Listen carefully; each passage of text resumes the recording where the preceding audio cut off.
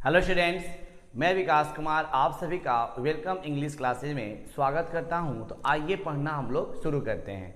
तो हम लोग पढ़ेंगे क्या आज? Transformation. Transformation can be divided into 3 parts.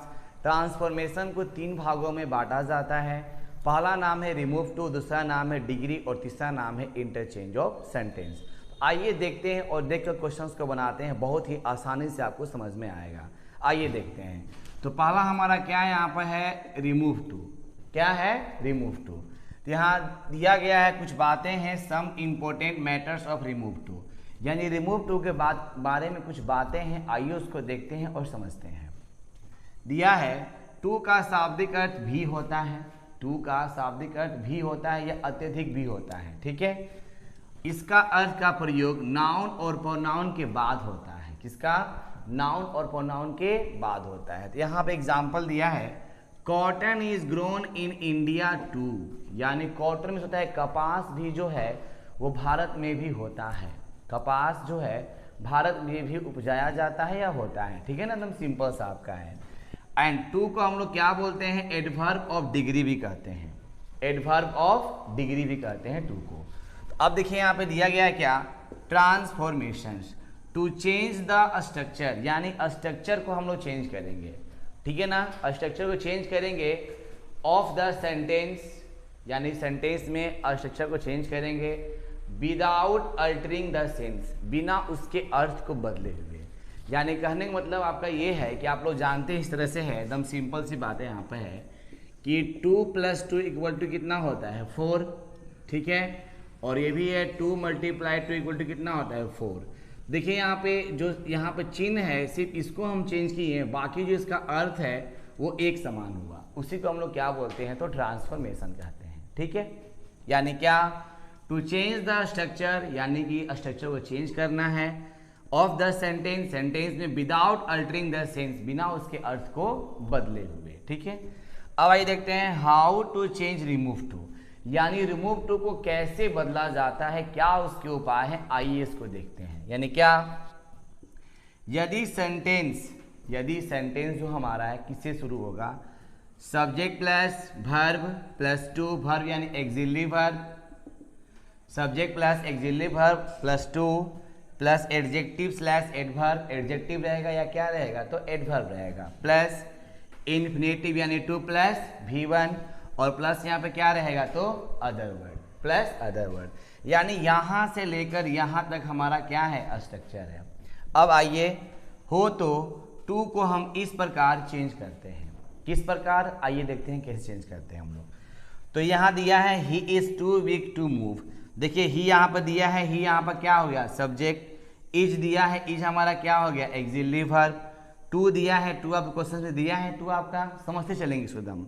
Adjective या एडवर्ब, तो वीक हमारा क्या है? एडजेक्टिव है, ठीक है। उसके बाद 2 + V1, तो 2 यहाँ देखिए दिया है और मूव हमारा क्रिया कौन सा रूप है? तो पहला रूप है। अगर यहाँ पे अदर वर्ड रहेगा तो लिख सकते हैं, नहीं है तो नहीं लिख सकते हैं। पहले हमको समझना है कि स्ट्रक्चर समझ में आया कि नहीं। तो सिंपल सा समझ में आ गया। अब इसका हिंदी क्या है? एक बार सिर्फ हिंदी समझ लीजिए, बाकी अपने से इसको समझना है। वह इतना कमजोर है कि चल नहीं सकता। वह इतना कमजोर है कि चल नहीं सकता, ठीक है। आइए देखते हैं कैसे इसको बनाते हैं। तो इसको हम लोग निम्नलिखित अवस्था में बनाते हैं, निम्न स्टेप पर बनाते हैं। कौन कौन सा स्टेप यहाँ फॉलो करना है, बस इसको एक बार समझ जाना है और क्वेश्चन तो यूं ही बनेगा, एकदम आसानी से बनेगा, बस थोड़ा सा ध्यान लगाना है, ठीक है ना। चलिए, सब्जेक्ट प्लस एक्सिलरी वर्ब का प्रयोग करना है, स्टार्टिंग 1। दूसरा है टू के स्थान पर क्या प्रयोग करना है? सब्जेक्ट प्लस उपयुक्त क्या प्रयोग करना है? एडजेक्टिव या एडवर्ब का। तीसरा है इसके बाद क्या प्रयोग करना है? तो डैट का प्रयोग करना है। चौथा है डैट के बाद सब्जेक्ट के उपयुक्त प्रोनाउन का प्रयोग किया जाता है। डैट के बाद सब्जेक्ट के उपयुक्त प्रोनाउन का प्रयोग किया जाता है। ये 4 स्टेप आपके हो गए। और 5वां स्टेप है अगर प्रेजेंट टेंस रहेगा तो कैन नोट का, और पास्ट टेंस रहेगा तो कुड नोट का प्रयोग किया जाता है। छठा क्या है?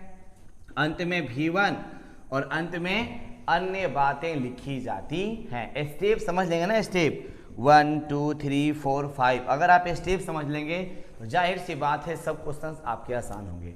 चलिए आइए देखते हैं कैसे हमने बनाया स्ट्रक्चर, ताकि आपको समझ में आए और फट से क्वेश्चंस बन जाए।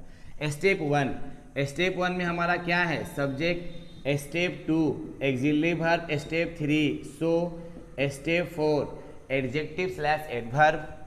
स्टेप 5 दैट, फिर सब्जेक्ट, यानी यहाँ पर देखिए लिखे हैं फर्स्ट सब्जेक्ट और क्या लिखे हैं, सेकेंड सब्जेक्ट। इसको हम लोग समझ सकते हैं, स्ट्रक्चर नंबर आपका नंबर 6 हो जाएगा। कैन या कुड नॉट, हाँ कैन और कुड नॉट यानी क्या, अगर आपका यहाँ पर क्या रहेगा इज एम आर तो क्या प्रयोग करेंगे, कैन नॉट का। अगर यहाँ क्या रहेगा वाज और वर, क्या प्रयोग करेंगे तो कुड नॉट का।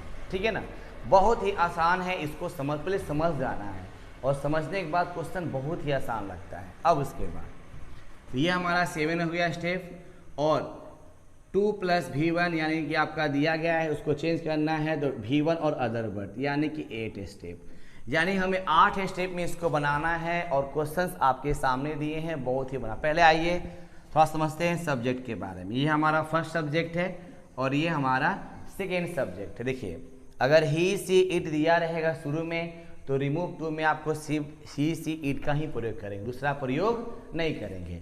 दूसरा है यू दे वी रहेगा तो वहाँ पे क्या प्रयोग करेंगे, यू दे वी ही प्रयोग करेंगे, दूसरा नहीं करेंगे। राम सीता द बॉयज रहेगा तो राम के लिए क्या प्रयोग करेंगे, ही का। गर्ल्स के लिए क्या प्रयोग करेंगे, सी का। और द बॉयज यानी एक से ज़्यादा है तो क्या प्रयोग करेंगे हम, दे का। उसके बाद the sun the moon the star है ना, इस तरह से तो वहाँ पर क्या प्रयोग करेंगे हम, नो या वी का, यानी हम लोग उसको पहुँच नहीं सकते हैं, हम लोग उसको देख नहीं सकते है ना, इस तरह से। नॉन लिविंग, कोई निर्जीव वस्तु हो तो इसके लिए क्या प्रयोग करते हैं तो इट का। उसके बाद द ट्री द पेन, ये भी हमारा निर्जीव है तो क्या प्रयोग करते हैं तो इट का। यानी हमारा ये हो गया फर्स्ट सब्जेक्ट और ये हमारा क्या हो गया तो सेकेंड सब्जेक्ट। अब क्वेश्चन देखते हैं, क्वेश्चन आसानी से बनाते हैं, फट से क्वेश्चंस बन जाएंगे। यहाँ पे क्या है, he is too weak to move, इसका मतलब है कि वह इतना न कमज़ोर है कि चल नहीं सकता।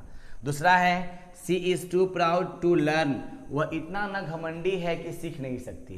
तीसरा है he is too honest to accept a bribe, वह इतना ईमानदार है कि घूस नहीं ले सकता है ना, घूस को एक्सेप्ट नहीं कर सकता, मतलब स्वीकार नहीं सकता। अब इसको हमको क्या करना है, इस आंसर को जो दिया गया है स्ट्रक्चर, इस स्ट्रक्चर में इसको कन्वर्ट कर लेना है।